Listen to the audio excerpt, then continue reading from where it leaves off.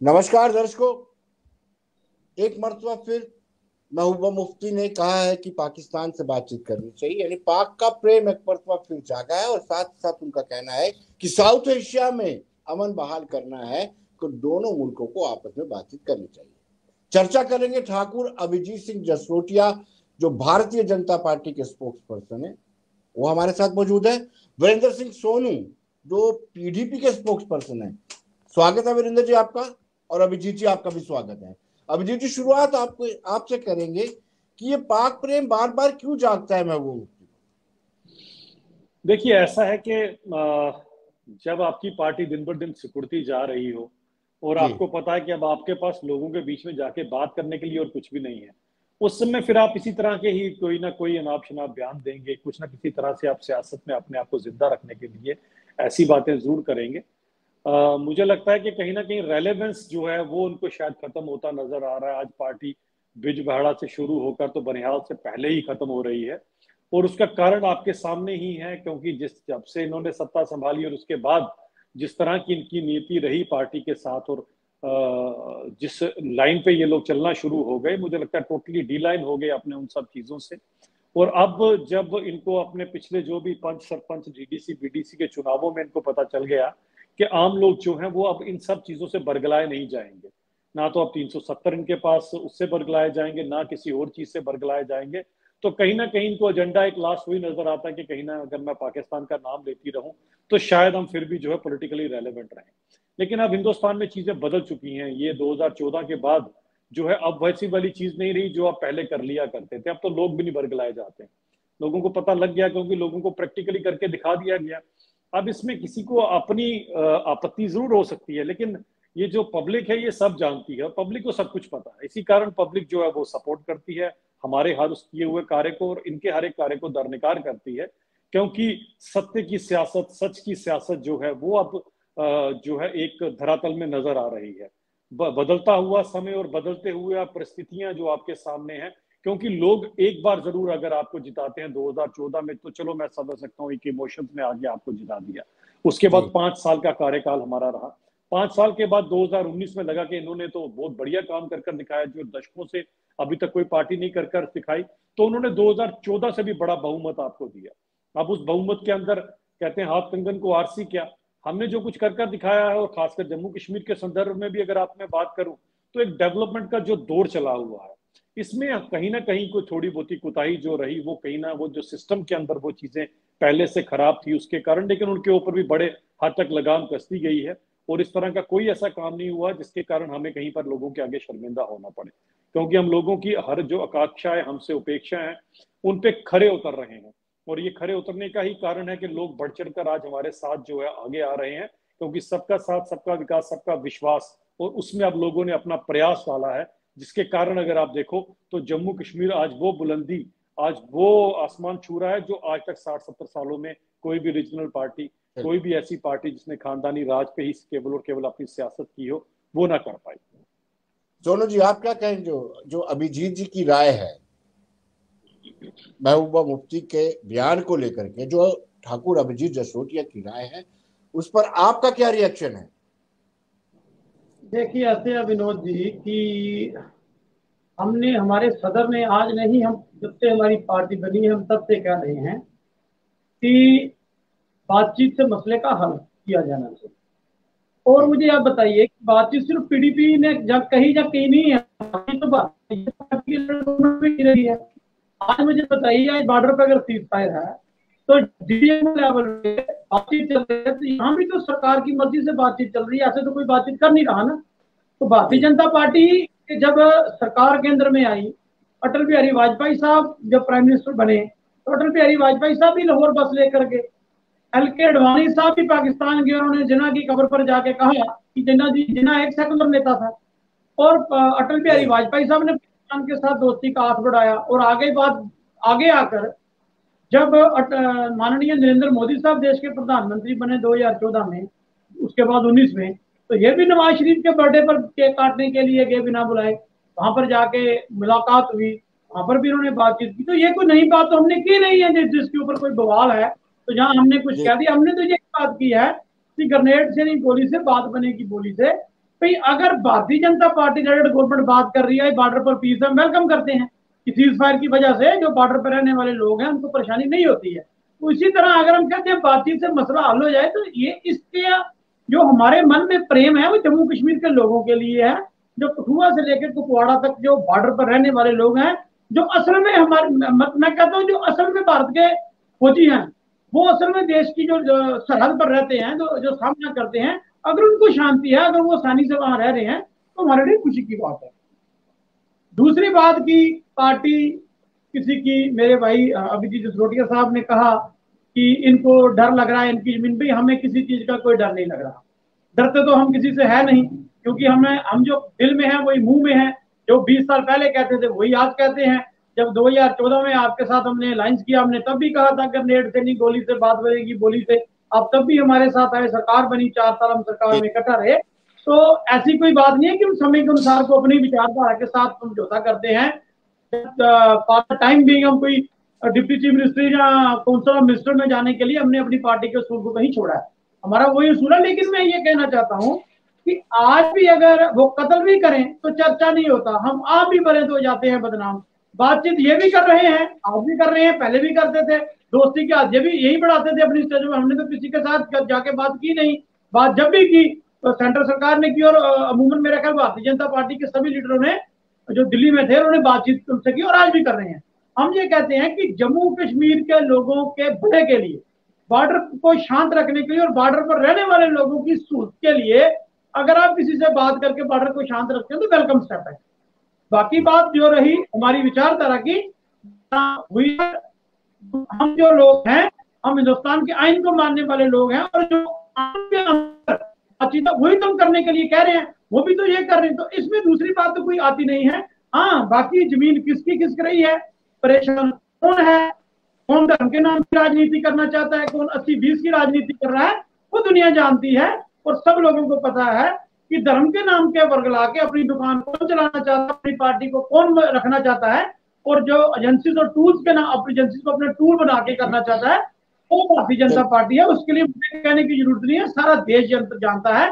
तो हमारी जो विचारधारा है हम उसी के ऊपर बात करें। अभिजीत जी, स्वर्गीय अटल बिहारी वाजपेयी जी बस लेके चले जाते हैं, नरेंद्र मोदी जी भी चले जाते हैं केक काटने के लिए, आप करें तो ठीक है। आप कहते हैं दोस्त दुश्मन बदले जा सकते हैं, पड़ोसी नहीं बदले जा सकते, आप करें तो सब वाजिब है। अगर महबूबा मुफ्ती ये कहे कि संवाद किया जाए, जम्मू कश्मीर में अमन बहाली के लिए पाकिस्तान से संवाद किया जाए, तो वो एंटी नेशनल बात हो जाती है। विनोद जी, ऐसा है कि मुझे लगता है पॉलिटिकली रेलेवेंट एक बहुत बड़ी टर्म है। जो इंसान पॉलिटिकली रेलेवेंट है उसको अगर ये बात करें तो बड़ा अच्छा लगेगा हमारे को। भारतीय जनता पार्टी सिर्फ केवल हिंदुस्तान की नहीं, दुनिया की सबसे बड़ी पार्टी है। जो पार्टी बिजवाड़ा से शुरू होकर बनिहाल से पहले ही खत्म हो जाती है, सबसे पहले तो अपनी पार्टी की साख बचा ले तो वही बड़ा रहेगा। और रही बात जो आपने बात कही अटल जी की, देखिए माननीय अटल जी जो उन्होंने किया था, एक काम उन्होंने कर कर दिखाया। जिस तरह से आपके पास अगर कोई पेशेंट आता है, पहले उसे पैरास्टामोल से ट्राई किया जाता है, एमॉक्सिलिन दी जाती है, उसके बाद पता चलता है नहीं इनका तो इलाज इंजेक्शन ही है, फिर उड़ी में इंजेक्शन दिए जाते हैं और बालाकोट में भी इंजेक्शन परोसे जाते हैं उनको, तो उनको समझ आ जाती है कि ये भारतीय जनता पार्टी वो वाली पार्टी नहीं अब है, और ये वो वाली सरकारें नहीं है जो आपके टर्म्स एंड कंडीशन पे चलेगी। अगर हम आप हमारे तरफ कोई भी इस तरह का कोई दुस्साहस करेंगे तो हम घर पे घुसने वाले लोगों में से भी हैं। क्योंकि कहीं ना कहीं आज तक जो सन 1947 के बाद भारत की एक जो खासकर पाकिस्तान को लेकर एक पॉलिसी रही, उस पॉलिसी का ही नतीजा कि आज आप देखेंगे हमारे यहाँ पर पीओजेके बन गया, हमारे ही लोग जो है रेफ्यूजी होकर यहाँ पर रह गए, जिसमें सोनू जी भी क्लेम करते हैं, ये भी उन्हीं में से एक है जिन्होंने ये पीड़ा सही है। तो ये सब की सब गलत नीतियां उन सरकारों की रही जो सरकारें पहले यहाँ पर रही। लेकिन हमें पता चल गया इतने सालों से हमने जो अपने देश ने गंवाया है उसे हमें अपने वापस रिस्टोर करना। और आज आप देखिए, आज आप पाकिस्तान को आज ये ही सबसे बड़ी चीज सता रही है कि भारतीय जनता पार्टी ने कह दिया कि पीओजेके में भी भारत का जो है वो झंडा लहराएगा। तब से उनको ना दिन को चैन आ रहा है ना रात को नींद आ रही है। तो इन सब चीजों से पता लगता है कि आपने ये सब एक्सपेरिमेंट कर कर देख लिए हैं। हमें पता है पाकिस्तान कौन सी भाषा समझता है और हम इतना बड़ा देश चला रहे हैं।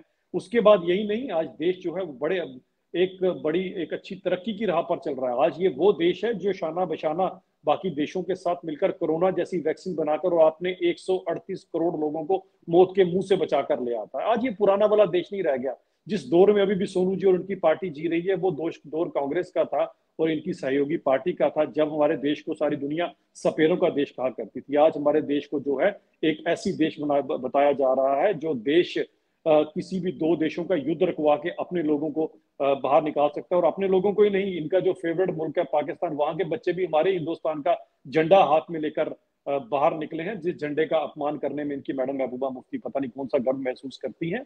आज उनके पाकिस्तान, इनका जो फेवरेट मुल्क है, वो भी उनके बच्चे भी ने भी अपने आगे शील्ड बनाकर भारत माता के झंडे को अपने प्राण बचाए हैं। ऐसा देश जो खुद भूखा नंगा घूम रहा है, FATF की सैंक्शन के बाद घर में खाने को खाना नहीं है, वो देश हमारे साथ बातचीत के काबिल भी नहीं है। लेकिन चलें, BGMO लेवल की बात करते हैं। बाकी बात होती है जब हमें लगता है कि उनके साथ कुछ चलना चाहिए तो इंटरनेशनल पॉलिसीज है। बड़े बड़े बुद्धिजीवी बैठे हैं, मुझसे सोनू जी से ज्यादा बुद्धिजीवी लोग वहां पर बैठे हैं, मैडम महबूबा मुफ्ती से भी ज्यादा बुद्धिजीवी लोग बैठे हैं, जो वहां पर इन सब चीजों का डिसीजन लेते हैं। पाकिस्तान को किस टाइम पे कौन सी चीज परोसनी है वो हमसे बेहतर आज तक कोई गवर्नमेंट नहीं कर सकी। इनका इलाज ही ये है। और पाकिस्तान को सबसे बड़ी चीज ये लगती है, जब मैं बुरा ना माने मेरी बात का, पाकिस्तान को कहां से उनको ये हिम्मत मिलती है? हिम्मत तब मिलती है जब हमारे यहाँ पर ही बैठकर लोग पाकिस्तान का राग लापना शुरू कर देते हैं। इनको बड़ी हैरानगी होकर सुनकर कि पाकिस्तान की असेंबली में पाकिस्तान की पार्टियों से ज्यादा इनकी पार्टी का नाम लिया जाता है, महबूबा मुफ्ती का नाम लिया जाता है। उनको पता है कि हमारा हिडन एजेंडा ये लोग वहां पूरा कर रहे हैं, तो हमें क्या जरूरत है कुछ करने की। तो मुझे लगता है अब इनको कम से कम इन चीजों से सबक लेना चाहिए। काफी कुछ हो चुका है, अब इससे नीचे आप अपनी पार्टी को कहां पर लेकर जाएंगे? अभी भी मेरी ये गुजारिश है सोनू जी से, सोनू जी जरा उनको बताएं और उनको समझाएं कि ये पाकिस्तान करने से कुछ नहीं होगा। लोगों की बात करें, आगे बढ़े। हो सकती है हमें भी एक अच्छी अपोजिशन चाहिए, हम तो ना चाहते हैं अपोजिशन खत्म हो जाए, एक अच्छी अपोजिशन होनी चाहिए जो कम से कम एक हेल्दी बात करे। ऐसा दौर होना चाहिए जैसे कि कांग्रेस मजबूर हो गई थी माननीय अटल बिहारी वाजपेयी जी को यूनाइटेड नेशन में एक अपोजिशन का नेता भेजने के लिए, क्योंकि उनको पता था ये जब जाएंगे अपोजिशन में तो हिंदुस्तान का पक्ष रखकर जाएंगे। आप बताएं क्या ये रिस्क इनकी पार्टी पर या इनकी पार्टी लीडर पर लिया जा सकता है? कभी नहीं लिया जा सकता। यहाँ बैठकर आप हर समय पाकिस्तान पाकिस्तान करते रहते हैं, वहां जाकर आप पता नहीं क्या करेंगे। आज एक दौर चल पड़ा है, हिंदुस्तान तरक्की कर रहा है, आज सबसे बड़ी दुनिया की आने वाले टाइम में हम एक इकोनॉमिकल पावर बनने जा रहे हैं। इस जो दौर में, इस तरक्की में आप लोग भी अपनी शमूलियत करें, आप लोग भी हमारे साथ बढ़े, आगे बढ़ेंगे, आपकी पार्टी बढ़ेगी, आप भी आगे बढ़ेंगे।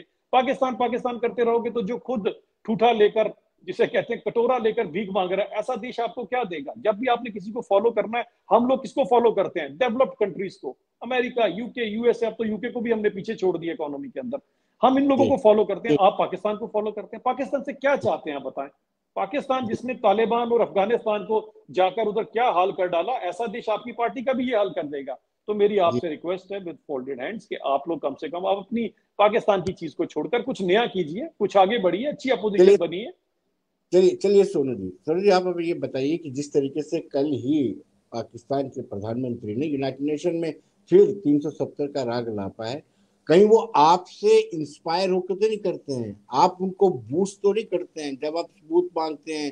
जैसे अभिजीत जी ने कहा कि पाकिस्तान की असेंबली में आपका ज्यादा नाम लिया जाता है, आप जैसी पार्टियों का।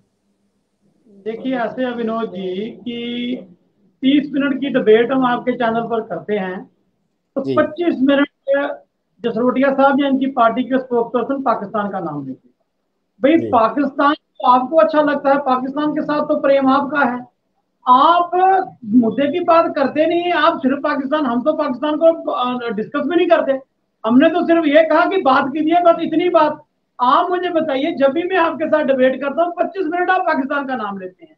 बस लेके पाकिस्तान आपके लीडर जाते हैं, जहाज में वीजा लेके पाकिस्तान आपके लीडर जाते हैं बिना बुलाए, वेज बिरयानी आपके लीडर खाते हैं, दोस्ती का आप बढ़ाते हो हाथ, डीजू लेवल पे बात आप करते हो, तो प्रेम हमें है। जनता जानती है कि आप हर बार पाकिस्तान का ही नाम, भाई आप देश की बात कीजिए ना। मैं तो हिंदुस्तानी हूँ, इंडिया का रहने वाला हूँ, भारत का नागरिक हूँ, जम्मू कश्मीर स्टेट में हूँ। और जहां तक पीओजेके की बात है, मैं तो खुद पीओजेके का रहने वाला हूँ, मेरे बुजुर्ग वहां से आए थे।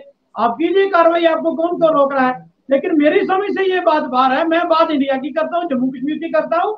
भारतीय जनता पार्टी के जो स्पोक्स पर्सन है मेरे बड़े भाई, जो हमारे साथ भी थे PDP में, ये बात पाकिस्तान की करते हैं। भाई मैं आपको इंडिया की बात कर रहा हूँ। आपने कहा हमने आज, हमारा देश इतनी तरक्की कर रहा है कि हम इकोनॉमिकली अमेरिका या यूरोपियन कंट्रियों को बात दे रहे हैं। भाई रुपए की कीमत 80 रुपए कुछ पैसे आज, डॉलर की कीमत 80 रुपए कुछ पैसे आज हो चुकी है। ये तरक्की आपने देश में कराई है पिछले 8-9 सालों। गैस का सिलेंडर 400 से 1100 रुपया पहुंचा दिया, ये तरक्की आपने कराई है। तेल के दाम आप देख लीजिए, पेट्रोल और डीजल के, उस पर कभी भारतीय जनता पार्टी बात करती है? ये सिर्फ बात एक ही करती है, पाकिस्तान पाकिस्तान। भाई हमने क्या लेना है उससे? हमने आपसे लेना था जो कॉन्स्टिट्यूशनल गारंटियां हिंदुस्तान में दी, आपने आपसे छीन ली। कोई क्या कह रहा है, क्या कह रहा है, उससे हमें क्या फर्क है? मेरा सुनिए सुनिए, मेरा लेना देना है हिंदुस्तान के आइन के साथ। जो सिलेंडर 400 का आपने 1100 का कर दिया। 32% की हमारी जो अनएम्प्लॉयमेंट दर है जम्मू कश्मीर में हो गई। रुपया जो है वो डॉलर 180 रुपए को क्रॉस कर गया, उसके ऊपर बात क्यों नहीं करते? महंगाई के ऊपर बात क्यों नहीं करते? और अब आ जाइए भ्रष्टाचार करप्शन, जिसमें आपको गोल्ड मेडल मिल चुका है भारतीय जनता पार्टी को, उस पर आप बात क्यों नहीं करते? भाई कब तक लोगों को सिर्फ पाकिस्तान पाकिस्तान करते रहोगे? कभी अपनी भी बात करो मेरे दोस्तों, अपनी जम्मू कश्मीर के लोगों की बात करो। कितना अच्छा होता है जसरोटिया साहब, आप जम्मू के नौजवान की बात करते, आप पीएसआई स्कैम की बात करते, आप डेली वेजरों को पक्के होने की बात करते, आप फाइनेंस अकाउंट एडवाइजरों की बात करते, उस पर तो आप बोलते ही नहीं। बस एक ही बात है, ये पाकिस्तान भाई आप अगर उनसे बात करो, हमें कोई तराज थोड़ी है। आप डीजीएम लेवल पे आपने खुद माना अपने बात कर रहे हैं, तो अगर आप बात करें तो ठीक, दूसरा क्यों करे तो वो देशद्रोही। लेकिन आज देश के मुद्दे और हैं विनोद जी। मैं अगर जम्मू कश्मीर में आऊं, आपके चैनल के कैमरामैन कितना कवर करते होंगे जम्मू में लगे धरनों को, प्रदर्शनों को, आपके सामने होंगी जम्मू के लोगों की परेशानियां। सबसे बड़ा स्कैंडल जेकेपीएसआई स्कैम, उसके ऊपर कार्रवाई हुई। सत्यपाल मलिक साहब ने 2 साल पहले एक बयान दिया, जो भारतीय जनता पार्टी ने यहाँ गवर्नर रखे थे, फिर यहाँ से चले गए। उन्होंने कहा कि मेरे पास एक फाइल का 300 करोड़ रुपया रिश्वत मुझे दी गई और आरएसएस के बंदों ने दी एक फाइल क्लियर करने की। उसके ऊपर आज तक ने बात की, उसके ऊपर कोई इन्होंने इन्वेस्टिगेशन की, कोई टीम बनी, कोई सिट बनी। अभी रिसेंटली उन्होंने कहा कि सजाद गनी लोन साहब 6 एमएलओ के साथ चीफ मिनिस्टर बनना चाहते थे। तो कौन सी पार्टी थी जो उनका साथ दे रही थी? कौन लोग थे जो उनको चीफ मिनिस्टर बनाना चाहते थे? तीसरी बात उन्होंने एक और कही, इन्हीं की पार्टी के फार्मर एमएलसी, उन्होंने एक बड़ा बयान मीडिया में आकर दिया प्रेस कॉन्फ्रेंस करके कि हमारे एक नेता जो दिल्ली में मंत्री हैं, उनके जो पीआरओ हैं, वो हर महीने डायरेक्टर ज्वेलरी एंड माइनिंग से हफ्ता लेके जाते हैं। उसके ऊपर कहाँ हुई इन्वेस्टिगेशन? भाई मुद्दे तो ये करने के लिए आप जम्मू के लोगों का खून चूस लिया, उसके ऊपर आप नहीं करते। भाई कब तक आप हमें बरगलाते रहोगे? हम ये कहते हैं हम अपनी बात करें। मैं जम्मू की बात करना चाहता हूँ, जम्मू कश्मीर के नौजवान की बात करना चाहता हूँ। आप पाकिस्तान की करना चाहते हो, हम नहीं करना चाहते पाकिस्तान की बात। आपने डीजीएम लेवल पे की, आप कीजिए। बॉर्डर पर शांति चाहिए, आप जिससे मर्जी बात कीजिए। आप चाइना से बात कर सकते हैं। आप मुझे बताइए, आप जम्मू कश्मीर के लोगों के साथ बात क्यों नहीं करते? जो जम्मू कश्मीर की परेशानी उसके ऊपर क्यों नहीं बोलते? आप नागालैंड में बात करना चाहते हैं, उन लोगों से करना चाहते हैं जिन्होंने 18 जवानों को शहीद कर दिया, उनके साथ आप नेगोशिएशन पर हैं, टेबल पर बात करना चाहते हैं, उनको अपना झंडा अलग से देना चाहते हैं, लेकिन जम्मू कश्मीर के लोगों को आप जेल में डालना चाहते हो। भाई हम ये कहते हैं कि आप जम्मू की बात करें, कश्मीर की बात करें और भारत की बात करें। हमें कुछ नहीं लेना देना किसी दूसरे मुल्क से, हमें जो भी मिलेगा with in the constitution of India मिलेगा। और बाकी इन्होंने कहा कि ये पता नहीं किसकी विचारधारा, हम महात्मा गांधी की विचारधारा को मानते हैं, हम फादर ऑफ नेशन की विचारधारा को मानते हैं। मैं आपसे पूछना चाहता हूं, आप ये बता कर जाएं कि आप नाथूराम गोडसे की विचारधारा को मानते हैं या फादर ऑफ नेशन की विचारधारा को मानते हैं? ये बात आज क्लियर करके जाएं। हम जम्मू कश्मीर क्या पूरा हिंदुस्तान क्या महात्मा गांधी जी के बताए रास्ते हिंसा पर चलना चाहते हैं? एक सेक्युलर भारत की चाहते हैं, हम सेक्युलर विश्वास करते हैं। हम जो कॉलोनाइजेशन चाहते, जो कम्युनलिज्म आप फैलाना चाहते हैं, उसके ऊपर बात नहीं करते। हम जम्मू कश्मीर के लोगों की बात करना चाहते। थोड़ी सी जवाब ले लेते हैं। अभिजीत जी, इनका कहना है कि जो अहम मुद्दे उनको छोड़ करके आप टॉलरेशन की बात करते हो, कभी पाकिस्तान कभी मस्जिद मंदिर, इस पर बात करते हो, आप मुद्दे की बात नहीं करते हो जो इस वक्त प्रिवेल कर रहे हैं, महंगाई हो, बेरोजगारी हो, इन मुद्दों को। भ्रष्टाचार की भी चर्चा की उन्होंने कि भ्रष्टाचार पर आरोप लगाया एमएलसी ने। देखिए मैंने कहा ना, बिजबेड़ा से शुरू होकर बनियाल से पहले खत्म हो रही पार्टी के पास अभी कुछ भी नहीं है। जितना झूठ छूट था सारे का सारा इन्होंने बोल लिया। अभी इन्होंने गांधी जी की बात की तो रघुपति राघव राजा राम के भजन के ऊपर बच्चों के ऊपर सियासत कर डाली। मासूम बच्चे 2 अक्टूबर की तैयारी कर रहे थे, ईश्वर अल्लाह तेरो नाम बोल रहे थे। आपने 15 मिनट का बोला ना, सुन लिया। अब आपका हमारा भी सुन लीजिए। आप ही थोड़ी ना बोलते रहेंगे, हम भी बोलेंगे ना जरा। आप ही थोड़ा बोलना, फिर आप अकेले कर लो डिबेट, हमें क्यों बुलाया हुआ? तो मैंने नहीं उसके ऊपर छोटे छोटे बच्चों के ऊपर आप सियासत कर रहे हैं। और ये छोड़िए, आप कम से कम अगर कोई बच्चे ईश्वर अल्लाह का नाम लेना चाहते हैं, पता नहीं आपको उसमें भी सियासत ढूंढ रही है कि मैं उसमें से भी 4 वोट निकाल लूंगी। नहीं मिलेंगे आपको जी, इससे आपको नहीं मिलेंगे। और गांधी जी का नाम आपके मुंह से तो शोभा देता नहीं है। आप पता नहीं कौन से आपके जो 2003 के अंदर फिर बीच में बोली जा रहे हैं। ये तो उनकी दिक्कत है। पता क्या होता है, जब कहते हैं अजगर गगरी छल कर जाए, जब इंसान को पता नहीं होता वो ऐसे बीच में कूदता है जैसे आप कूद रहे हैं। मैंने पूरा 12 मिनट आपकी तकरीर सुनी, मैं टाइम नोट कर रहा था, मैं बोला कुछ बीच में, मैंने बोला कुछ बीच में। अब आप क्यों बोल रहे हैं बीच में? आप क्यों बोल रहे हैं? आपने इतने झूठों की, आपने झूठ पे झूठ बोला, मैंने कुछ बोला आपको? बीच में क्यों बोल रहे हैं आप? देश की चिंता आपको है, जिस देश के झंडे को आप कंधा देने की बात करें, आपको देश की चिंता है। पाकिस्तान का राग लाते आप राग रहे हैं, हम लाग रहे हैं। कौन राग लाग रहा है पाकिस्तान का? 24 घंटे पाकिस्तान पाकिस्तान करते रहते हो। बिजबाड़ा से शुरू होकर पार्टी बनाल से पहले खत्म होगी। 4 आपके पास 7 लोग नहीं रह गए, अकेले सोनू जी को भेज देते हैं यहाँ पर ढिंडोरा पीटने के लिए। इससे पार्टी थोड़ी ना चलेगी आपके ढिंडोरा पीटने से, इससे नहीं चलेगी। इससे दिन पर दिन आपका और हाल बुरा होता जाएगा। आपके जैसे चंद लोग ही रह गए हैं बीच में दूसरे। आप अपने जरा पार्टी का स्टैंड क्लियर कीजिए, जो आपको खुद नहीं पता कि आपकी पार्टी का स्टैंड क्या है। जानते आप कुछ नहीं किसी बात के बारे में। भ्रष्टाचार की बात करते हो। आपकी मुख्यमंत्री के तौर पर आपकी मुख्यमंत्री की वालिदा से पूछा जा रहा है कि पैसे कहां से आए आपके पास। मुख्यमंत्री होने के बावजूद आप लोगों ने घपले किए। मुख्यमंत्री होते होते आपकी मुख्यमंत्री की वालिदा अपने पास पैसे रखकर बैठी है। भ्रष्टाचार की बात हमसे पूछोगे? सारी बैकडोर अपॉइंटमेंट, जेएंडके बैंक का रिक्रूटमेंट सबके साथ स्कैम आप लोगों ने किए। पूछिए जरा अपने नेताओं से। 2013 के अंदर आप लोग जो है खड़े खड़े लोगों को जब गोली मार दी जाती है और आप लोग हीलिंग टच पॉलिसी लेकर आते हो, वो सबसे बड़ा जो है, वो सबसे बड़ा पाप है जो आप लोगों ने किया हुआ है। कौन सी बातें करते हो? आपको पता आपको कुछ है नहीं और सियासत करने के लिए चल पड़े हो आगे। पहले पूरी बात जान लीजिए क्या है क्या नहीं है। पता आपको कुछ होता नहीं है। पाकिस्तान का राग आप लाप रहे हो, हम आगे पाकिस्तान का राग, पाकिस्तान का राग आप लोग लाप रहे हो। पता आपको किसी बात का होता नहीं है। पता नहीं कौन सी बातें करते हैं। भ्रष्टाचार की बात करते हैं। एज ए मुख्यमंत्री 2.5 करोड़ रुपए के आपने 2.5 करोड़ रुपए के केबल और केबल जो है पर्दे, 2.5 करोड़ रुपए की क्रॉकरी खरीद के रख ली आपने चीफ मिनिस्टर की आरामगाह के अंदर। ये होता है भ्रष्टाचार सबसे बड़ा। भ्रष्टाचार में लिस्ट पार्टी इनको पता ही पाएंगे। दर्शक सुन नहीं पा रहे, एक एक करके बोलिए। दर्शक नहीं सुन पा रहे तो जो आप लोगों को भ्रष्टाचार 4 बंदों की पार्टी नहीं, जिनके 4 बंदों की पार्टी रह चुकी है आपकी, और बातें आप ऐसे करते हो पूरा हिंदुस्तान आपके सिर के ऊपर खड़ा हुआ है। जानते क्या उसके बारे में? पार्टी बचाओ पहले जाके अपनी, पहले पार्टी बचाओ अपनी जाके। बिजबाड़ा से शुरू होकर बनाल से पहले खत्म हो रही है, उसको बचाओ जाके।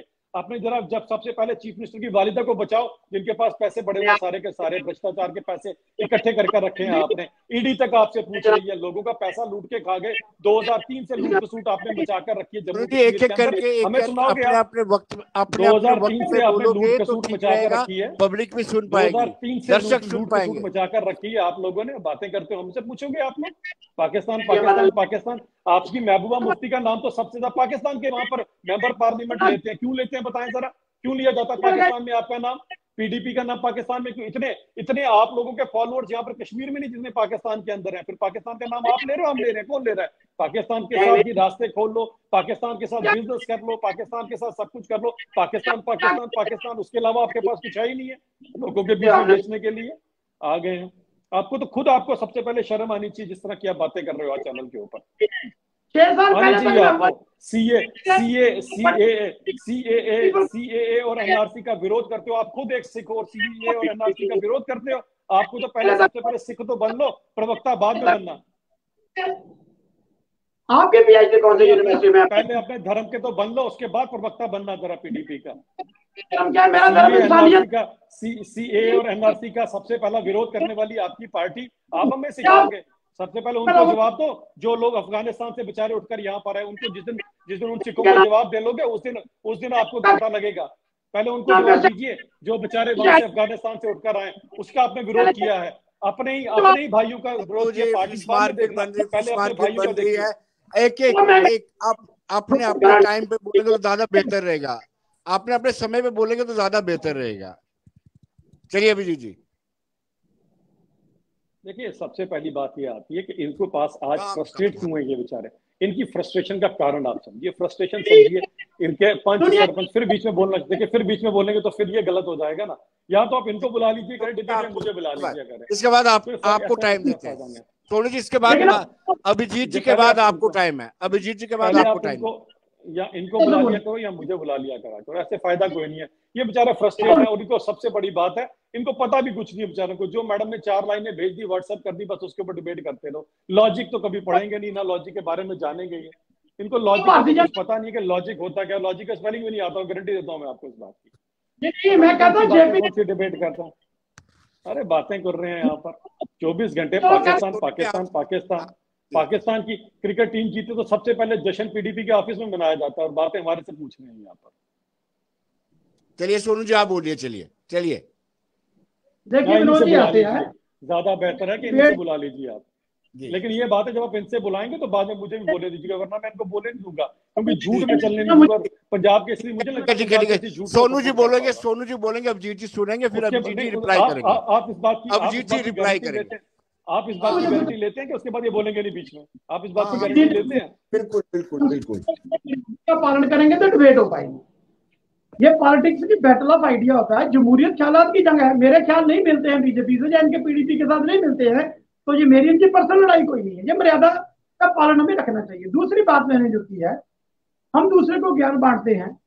ना तो मैंने कोई अभी तक चुनाव लड़ा, ना अभिजीत सिसोदिया साहब ने लड़ा है। मैं पर्सनल किसी पे नहीं आना चाहता। ये कहते हैं इनको आता जाता कुछ नहीं है। भाई अगर सब कुछ आपने पीएचडी पढ़ी है, सब कुछ आप ही ने किया, तो आपके खिलाफ धरने क्यों लगे? लोग क्यों सड़कों पर हैं? मैंने नौजवान की बात की है। मैं सोचता था इनके ऊपर वो जवाब देंगे, उन्होंने नहीं दिया। 30 मिनट की डिबेट होती है, 25 मिनट पाकिस्तान का नाम ये लेते हैं। मैं तो लेता नहीं, नाम लेते हैं। मैं अभी ये कह रहा हूं कि हमें जो भी लेना है with in the constitution of India लेना है। दूसरी बात ये रही, आज जम्मू कश्मीर के हालात को हम देख लें। मैं कहता, जो पार्टियां धर्म के नाम पे सियासत करती हैं, लोगों को वर्गलाना चाहती हैं, हिंदू मुस्लिम करना चाहती हैं, उससे देश का नुकसान है। हमारी सबसे बड़ी ताकत हमारा सेकुलरिज्म है। अब ये कहते हैं कि ये पहले अपने धर्म के बन जाइए। बताइए मुझे, मैंने कौन सा पॉलिटिकल पार्टी को धर्म होता है? मेरा धर्म क्या है? मैं सरदार फैमिली में पैदा हूं, मेरा धर्म होती है। तो फिर एनआरसी के बारे में आपका क्या कहना है? यही तो आपको पढ़ाया जाता है सारा दिन वहां, धर्म के नाम पे बोलो। एनआरसी के बारे में क्या कहेंगे आप? तो पतीलों में चेक करो क्या बना है। आप मुद्दे की बात कीजिए, मुद्दे कितने हैं क्या है मुझे बताइए ना। तो मुद्दों की बात करें। अगर आप धर्म की बात करना चाहते हैं, फिर धर्म की बात करते हैं। मैं मुद्दे गिना रहा हूँ जम्मू कश्मीर के। ये राग लाप रहे हैं पाकिस्तान का, बात करते हैं पाकिस्तान। भाई आप आइए चेक के पीएसआई स्कैम पे जवाब दीजिए। आप फाइनेंशियल अकाउंट एडवाइजरों पर जवाब दीजिए, डेली वेजर पर जवाब दीजिए, महंगाई पर जवाब लेंगे। दूं जवाब में जवाब ले लीजिए। बात है सुनिए, मैं मुझे अच्छा जवाब थोड़ी ना लेना आपने, जवाब गांधी जी आपने सिर्फ बात करना। नथुराम गोडसे को मानते हैं, मिलिटेंट टेररिस्ट मानते हैं। मैंने आपसे ये पूछा कि आप भी बता दीजिए, हम महात्मा गांधी जी को अगर आइडियल मानते हैं, नथुराम गोडसे को मिलिटेंट मानते हैं। आप सुन ले जवाब सुन ले। चलिए सोनू जी जवाब दे रहे हैं। चलिए सोनू जी बीच में ही बोलेंगे। चलिए जिसने जैसे इनको आज नया ही इनका रूप नजर आया आपको मैडम महबूबा मुफ्ती साहिबा का, और अब उनके प्रवक्ता बोल रहे हैं, तो मैं शायद समझ सकता हूँ वो भी इसी विचारधारा पे आज पूरी कायम रहेंगी। उनकी बात रहेगी इसके अंदर कि ये आज इन्होंने, मैंने आपके सामने रघुपति राघव राजा राम के जो महात्मा गांधी का दिया हुआ हमारे को एक प्रार्थना थी, उसके ऊपर कटाक्ष किसने किया? मेरी पार्टी ने तो नहीं किया, इन्हीं पार्टी की महबूबा मुफ्ती साहिबा ने किया। मतलब कितने थाली के बैंगन है ये लोग। एक तरफ पहले कहीं फिर जाते हैं, फिर कहीं फिर जाते हैं। महात्मा गांधी आपने 20 बार बोल दिया, लेकिन महात्मा गांधी जी की दी हुई प्रार्थना मासूम बच्चे कर रहे हैं, वो आपकी महबूबा मुफ्ती साहिबा को बिल्कुल भी जो बर्दाश्त नहीं है। अब आपको आता हूँ ऐसा ही स्कैम और सारे स्कैम तो आपके टाइम पे सारे के सारे होते, लेकिन होता क्या था, स्कैम करने वाला भी आपका होता था, पकड़ने वाले भी आपके होते थे। As a result backdoor appointment में आज सेक्रेटरी के अंदर 80% जो एम्प्लॉइज है वो एक ही इलाके के हैं, ना कि जम्मू के भी हैं उसके अंदर। फिर आपने बात की सेकुलरिज्म की। आप कौन सा सेकुलरिज्म का पाठ पढ़ा रहे हैं लोगों को? 2008 का अमरनाथ लैंड रो में हाई कोर्ट का डिसीजन था कि वहां पर जो है हिंदुओं के लिए एक श्राइन बनाई जाएगी बालटाल के अंदर। उसका विरोध करने वाली कौन सी सेकुलर नेता थी बहुत बड़ी, जिसने आके जम्मू और कश्मीरी वर्सेस डोगरा करवाया था? वो कौन थी नेता? आपकी थी या भारतीय जनता पार्टी की थी? ये भी आपको पता होना चाहिए। सेकुलरिज्म का शब्द आपके मुंह से अच्छा नहीं लगा।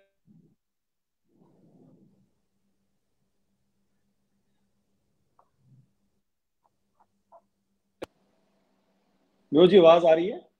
हाँ जी अब आ रही है। देखें, मैं इनको ये बताना चाहता हूं कि आप ठीक है, आप कहते हैं जी जो पॉलिटिक्स है it is a battle of ideas, बिल्कुल बैटल ऑफ आइडियाज है। आप जब किसी पार्टी को ज्वाइन करते हैं आप एक कमिटमेंट के साथ ज्वाइन करते हैं, आपने फिर जब आपका डिबेट में बस नहीं चलता तो आप कहते हैं जी आप हमारे साथ है। 5 साल हो गए आज आपको छोड़े हुए, लेकिन एक बात बताएं, छोड़ने का कारण क्या था? छोड़ने का कारण वही था ना जब महबूबा मुफ्ती साहिबा ने भारत देश के झंडे को कांधा करने दी, उसी के बाद मेरा रेजिग्नेशन आया था या उससे पहले आया था?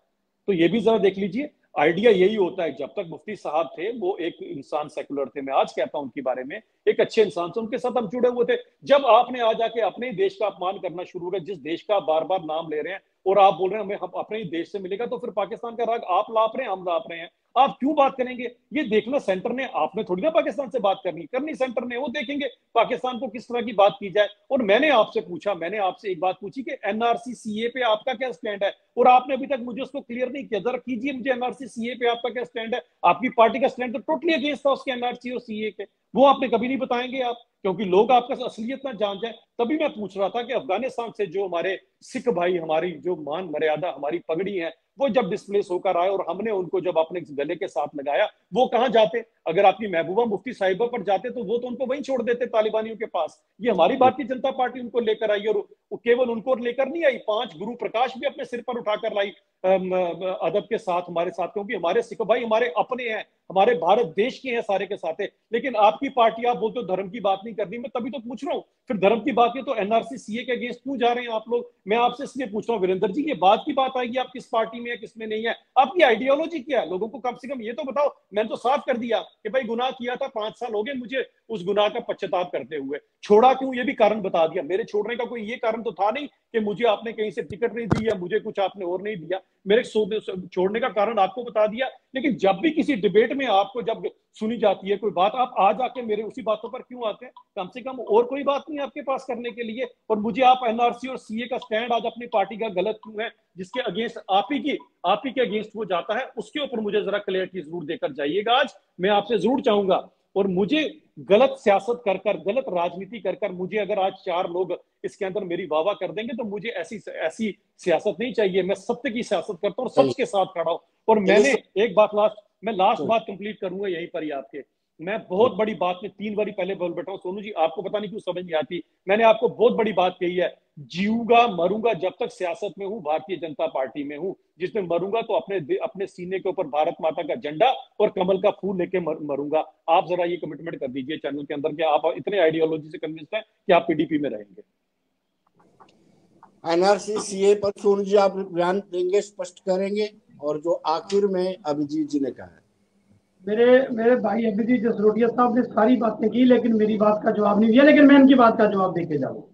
मैंने कहा हम महात्मा गांधी जी की विचारधारा को मानते हैं, उनको अपना आइडियल मानते हैं, लेकिन नथुराम गोडसे को मिलिटेंट और आतंकवादी मानते हैं। तो मैंने इनसे पूछा था आप बताएं, तो इन्होंने अभी तक वो क्लियर नहीं किया। इनकी मजबूरी है जो नहीं कर सकते, क्योंकि इनकी पार्टी जो है नथुराम गोडसे को अपना आइडियल मानती है। ठीक है। दूसरी बात इन्होंने अभी की कि अफगानिस्तान से जो लोग आए, भाई मैंने आपसे पहले कहा है कि मैं सिख धर्म से तल्लुक रखता हूँ, और अफगानिस्तान से जो लोग आए हैं तो मैं कहीं यहाँ तालिबान के हक में तो बैठा नहीं हूँ ना, या मैं कुछ तालिबान के हक में कशीदे जहाँ पढ़ रहा हूँ ना, मैं पाकिस्तान के हक में पूछा आपसे पूर्व जा रहा है, जहाँ पश्चिम में रहे हो आप एनआरसी को सपोर्ट करते हैं या नहीं करते हैं, बताएं मुझे। आप तो कर भी नहीं रहे। सोनू जी जवाब दीजिए। मैं कह रहा हूँ, सच बोलिए, आज आपको कसम है, सच बोलिएगा, आप एनआरसी को सपोर्ट करते हैं कि नहीं करते हैं? नहीं है, जवाब नहीं सुनना आपने, सुन लीजिए। मैं स्पोक्स पर्सन पीडीपी का हूँ ना, मैं किसी जात और धर्म पे डिबेट कर रहा हूँ। दूसरी बात, धर्म मेरा सरदार सिख है, मैं सिख धर्म में पैदा हुआ हूँ, और यहाँ पर मैं एनआरसी सीए का विरोध करता हूँ।